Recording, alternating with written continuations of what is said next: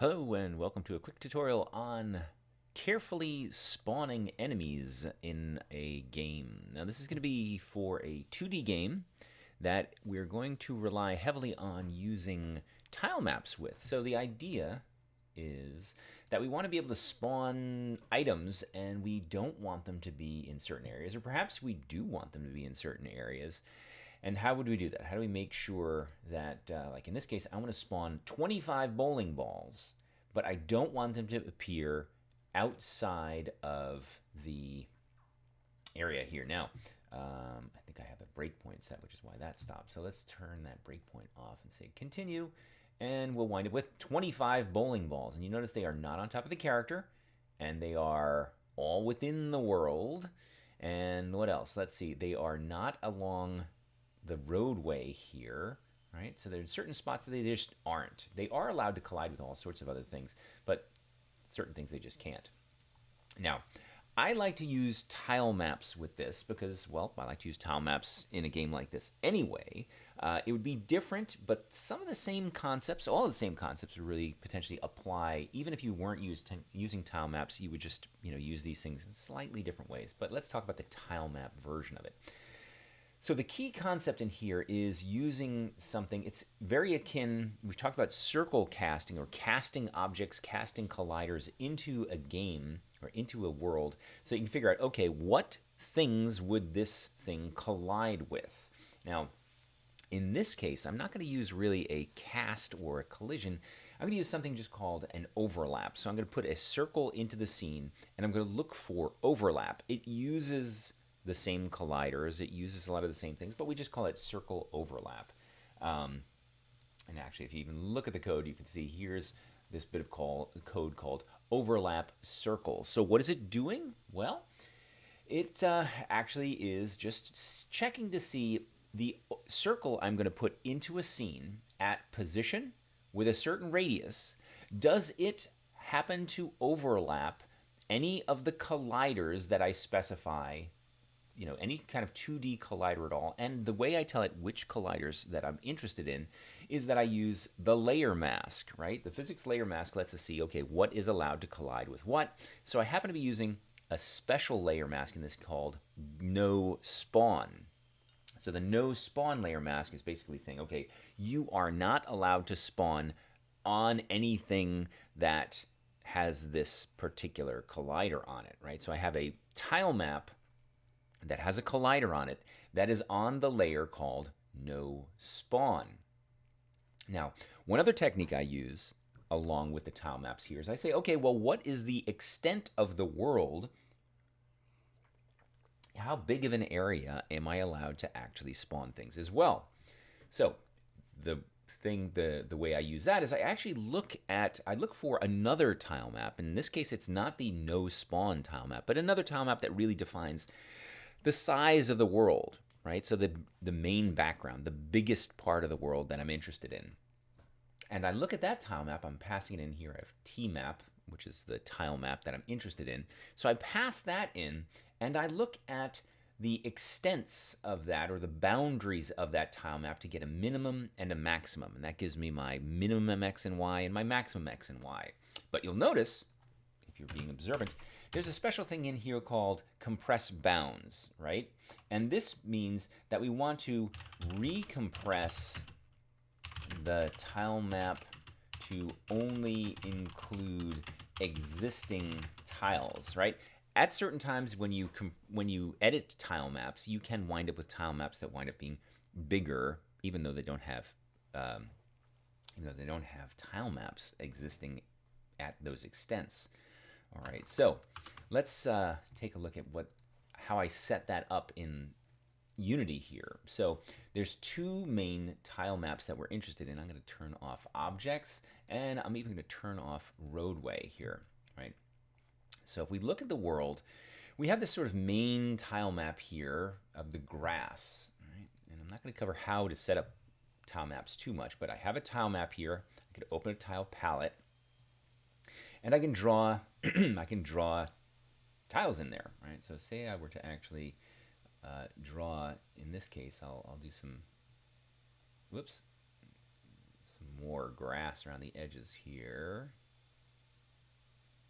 I have more grass there, and I'm gonna I'm gonna erase this part here. All right, so now I want there to be potentially my bowling balls are allowed to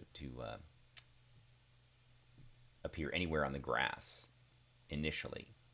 Right. So let's see. If I want it to be anywhere on the grass, I'm going to take a shortcut. I have my no spawn layer. Now let's turn off the grass layer. I'm going to turn on, here's the no spawn layer, which is just another tile map actually. And what I do, I don't render this tile map, so it could be anything you want. Really, it's just it's just a tile map with certain tiles on it. And the important thing is that it has a circle collider on not a circle collider. What am I saying? A tile map collider on it there, right? So let's see.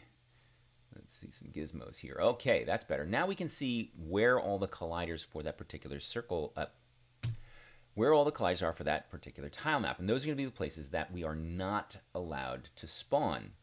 So why don't I go ahead, and I'm going to actually add a little bit more. Let's add a couple here. So nobody's allowed to be in any of these corners for some reason, but they could be in between now. So I want to see, let's go turn on the grass again so you can see, okay, these kind of alleyways here are now going to be potential areas that we can put bowling balls in. So let's go ahead and leave the grass on and turn off, not turn off the whole object, but just turn off the tile map and the tile map renderer. Even the tile map renderer is the most important part, just so we don't see it, right? But we're not really interested in the tile map, we're only interested in the tile map collider. So now if I press play in my scene, you'll see a whole bunch of bowling balls that show up, and you'll see a bunch of them out here. Oh, they're actually a little bit over the edge. I've allowed it to do that. I could fine tune that. So they're allowed to be positioned as long as their center lies within the grass. They're allowed to happen, and you'll see here that none of them are in the different collision kind of zone that I've set up. So there's none in the corners. There's none in this free spawn free zone where I can put spawn the player in there. All right. So let's talk about the mechanics of it a little bit. So it's pretty simple. Like I said, there's just a tile map that is set up strictly for the purposes of having it say this is the no spawn tile map. Don't even render it. All I do is have a tile map and the tile map colliders on there. And then I have the other tile map, which just sort of is the extents of the world. And it's a little bit, like I said, this is a little bit misleading here because at some point I've edited this tile map and it has been allowed to sort of grow, right? So what if I even decided, okay, let me put some shrubs up here and way down here. It would look like, right? It would look like I actually had a larger tile map at this point, right? Much larger, because this extent is here and so on. And even if I went back in and said, well, show the tile map again and erase these and erase these, the problem is Unity is, letting it be big like that. That's why I use that extra compress boundaries step there. So now that's like that. If I press play, you'll see, let's see, it's going to be any different. Nope, there's bowling balls that are only on the grass and only within that area. Now, if I put objects or I put roadway, turn that back on, you'll see that I've sort of made it. And I could have used the roadway tile map itself. Maybe that would have been the appropriate one, but I wanted to be a little different. I put it on this sort of no spawn zone, so I also had this here in the middle, right? I could actually, if I wanted to, use multiple tile maps as long as they all had colliders on it that said that they're in the no spawn zone. Or actually, they don't even need to be tile maps. Really, anything with a collider on the no spawn layer is considered to be part of the scene, and we should not spawn on it, right? So I could even say, well, I could use the no spawn layer, or I could get fancier with my get layer mask and say, well, I'm not allowed to spawn on top of the player, for example. That would be useful. So let's see how to do that. If we said, okay, here's the player, the hero. one of the heroes. And you'll see the hero is on the default layer, so maybe the more likely the hero would be on, I don't know, the friendly layer, right? Do you want to set the layer to friendly for all child objects as well? Absolutely, yes, change children. All right, for that. And our other hero, we'll put that on the hero, the friendly layer as well. Yes, change children. Now, if I went over to my Visual Studio Code here, you'll see I'm saying, okay, get mask, no spawn, but I could further add, because get layer mask says, okay, I can give it layer names, right? So it's going to be an array of strings. Let's see, can I just do it?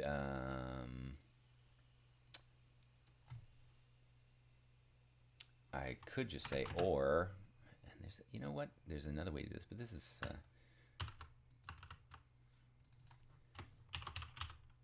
friendly. That's one way to do it. I'm trying to think in terms of mask. Get mask, right?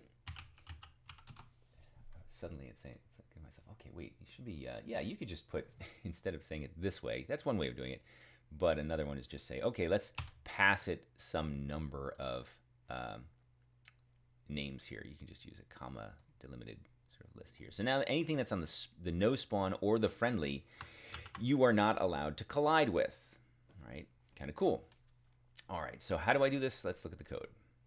Now, the code is pretty straightforward. This is my actual check for collisions, and this, whether or not this should be its own method, its own function, you know, it's a single liner, so who knows? I just decided to do it this way. So it passes in a position and a radius, right? A radius for that circle. So it's basically going to check for a circle. It's going to do overlap circle at a position with a certain radius. I use generally, in this case, the scale is such that I use a radius of 0.5. So the overall diameter of the circle that I'm checking overlap on is 1, which works out pretty well. So I then pass it, here's my layer mask, no spawn, and friendly. We're not allowed, or we're going to try to collide with those when we cast this or we overlap it into the scene. Now, the other bit of trick is, of course, that I'm checking, or I'm spawning those bowling balls anywhere between two corners in the world. And I figure out the corners of the world by looking for that tile map, which I have set up here as a public. So I look for that tile map and I compress its boundaries to make sure that it's only where there are tiles, because I don't want to get too big here. And then I look for the min and max boundaries, and I use that later on when I'm generating potentially random positions. So you'll see here I have this check, and that's going to be the position I check that I want to try to spawn something at. So I say check equals new vector2 random, somewhere between min and max x, somewhere between min and max y. That's going to be the position I want to check. Now, what's going on here? What is this while here? Well, I want to check for 25 bowling balls. That's how many I want to iterate over. So I could have, and I could just say, okay, for int I equals 0 to I is less than 25, try to spawn 25 bowling balls. And if they spawn on valid places, great. If not, don't spawn them. But that runs into the question of, okay, am I actually getting all 25 bowling balls, which I might not if I only had this for loop here, right? So what I also want to do is say, well, as I spawn bowling balls, I should be able to retry, right? If I can't spawn in a spot, a good spot, and you know what? I'll do it the other way just to demonstrate. So imagine I had this version here.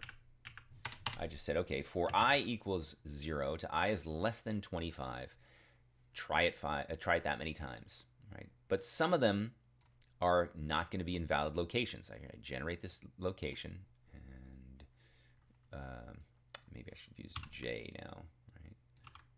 Since I had I up in there. So just to make life a little bit easier, we're going to say, all right, we have J potential bowling balls, and we generate a position, and then we do a little bit of printing here, a little bit of debugging, and it'll say, okay, I'm checking this, and it'll say, okay, true or false, did that hit something? So we'll see what the position is and that we tried. And then we say, well, okay, if this returned false, meaning that there are no collisions, that's what I checked for here. If there are no collisions, go ahead, instantiate something at that position. Right? That's what's happening here. And also increment the number of bowling balls that I have. And I will put here, print succeeded in spawning, and we'll say plus I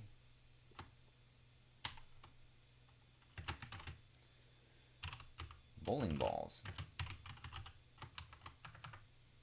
So that'll tell us, okay, how many bowling balls did we actually succeed in spawning? So we got that code. Let's run it. Let's see what happens. We'll take a look. We'll follow along in our console window here. So there's our console window. We're going to clear. We have a couple of other little print statements in there. Sorry, I didn't clear those out for you. But all right, we have 1, 2, 3, 4, 5, 6. Interesting. We only wound up with 6 bowling balls. So if we look here in our log in our console, you'll see it's generating all these numbers. It says, okay, checking 5.4, 4.2, true, it collided with something. Negative 1.65, true, it collided with something. So there's lots of collisions going on, and there's actually only 6 spots that it tried that didn't have collisions. Right? So it ran into problems there. So we need something to retry so that we'll, if we have a collision, we'll try a different position. All right.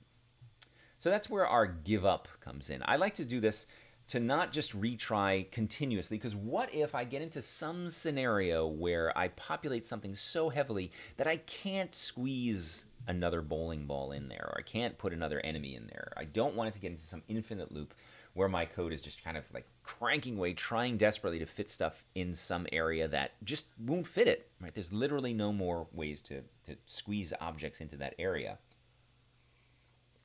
Now that happens especially if I was instantiating these objects and they were potentially other friendly objects, which I'm not allowed to spawn on top of. In this case, well, I actually would start spawning things on top of other things because I'm allowed to spawn them on top of each other. But I might have scenarios where that's not cool.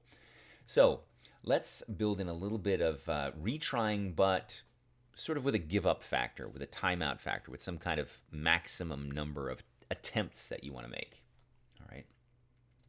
So in here, I might have some simple, it's basically a little bit of a sanity check. We'll say, well, okay, while something, we're going to say while give up, right? That's our thing up here. We have while, or I could say, all right, maximum number of times you want to try this is, we'll say for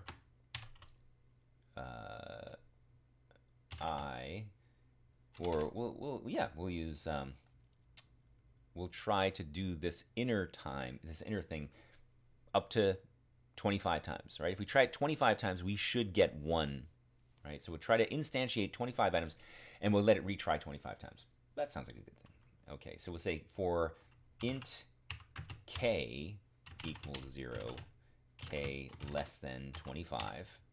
Seems like a valid thing to say. That's the number of times we're going to try to retry. All right, we could even call this retry. I think that's a good idea. That is very self-explanatory. Right? So this is the number we could potentially retry. And we'll say, all right, in here,